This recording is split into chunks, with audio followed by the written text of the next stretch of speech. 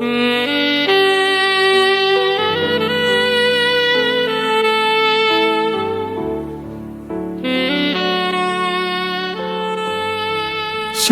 Bapak Ibu, Saudara yang dikasihi Tuhan, haleluya, puji Tuhan. Hari ini kita sudah memasuki minggu yang baru lagi, Senin 5 Mei 2025. Tentunya kita selalu bersyukur atas pemeliharaan Tuhan setiap hari.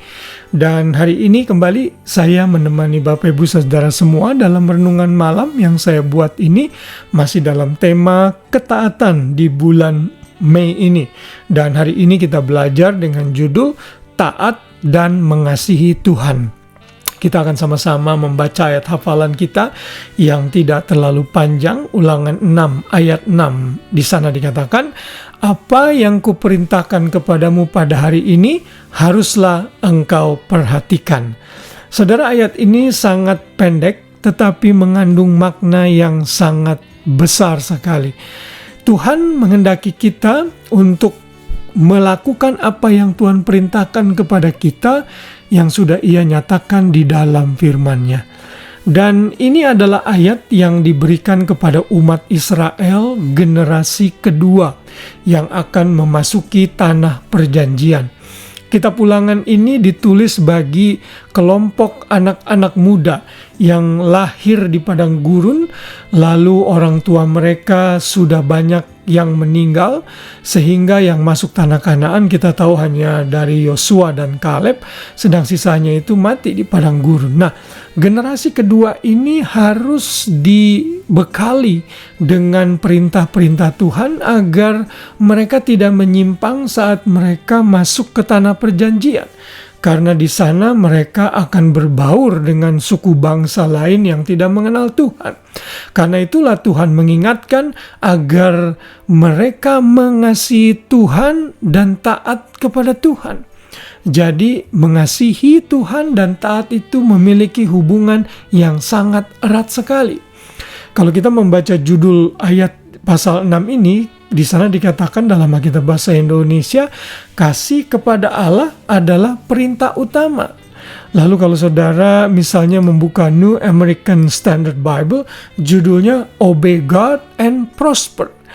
Jadi kalau kita mau hidup baik-baik saja di dunia yang kita diami ini, kita harus taat kepada Tuhan.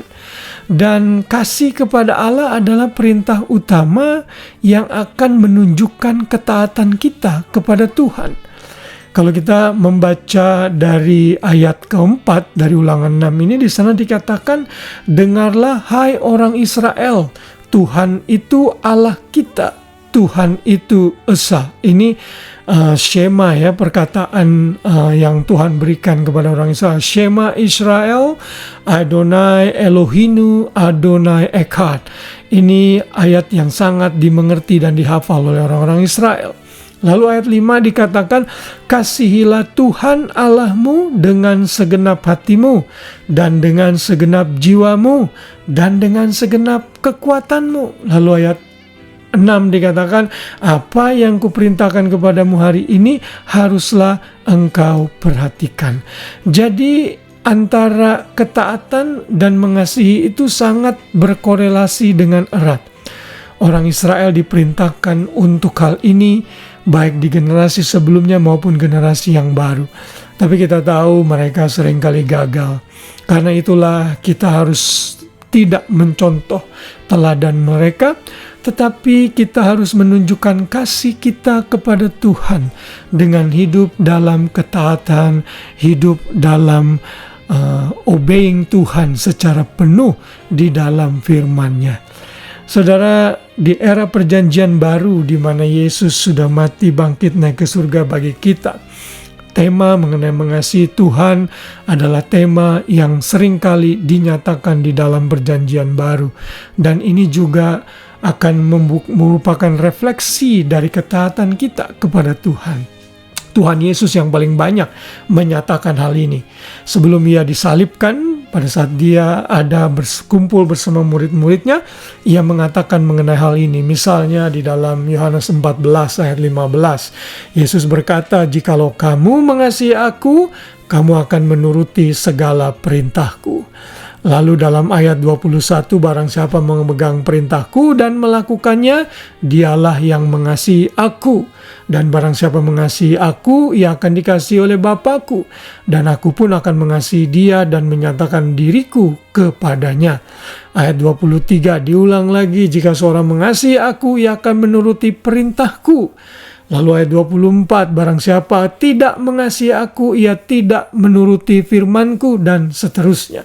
Jadi Tuhan Yesus kembali menggarisbawahi pesan Tuhan kepada orang Israel yang menyatakan harus mengasihi Tuhan dan juga hidup dalam ketaatan. Kita pun harus melakukan yang sama. Tidak ada gunanya saudara nyanyi, "Aku mengasihi Engkau Yesus," atau berkata, "Saya mengasihi Tuhan loh, saya mengasihi Tuhan loh." Tapi kalau saudara hidup dalam ketidaktaatan, hidup dalam pemberontakan, itu semua hanya omong kosong karena tidak ada buktinya. Bukti kita mengasihi Tuhan dengan baik adalah saat kita hidup dalam ketaatan. Mari sama-sama saudara dan saya, kita meningkatkan level ketaatan kita. Karena itu akan merefleksikan rasa kita dalam mengasihi Tuhan. Rasa yang paling baik, wujud yang paling baik kalau kita mau mengasihi Tuhan adalah dengan mentaati apa yang Tuhan kehendaki di dalam hidup kita, yaitu yang dicatat di dalam firman-Nya. Puji Tuhan, biar Tuhan memberkati kita semua dan dimampukan untuk hidup dalam ketaatan senantiasa. Selamat malam dan selamat beristirahat. Shalom.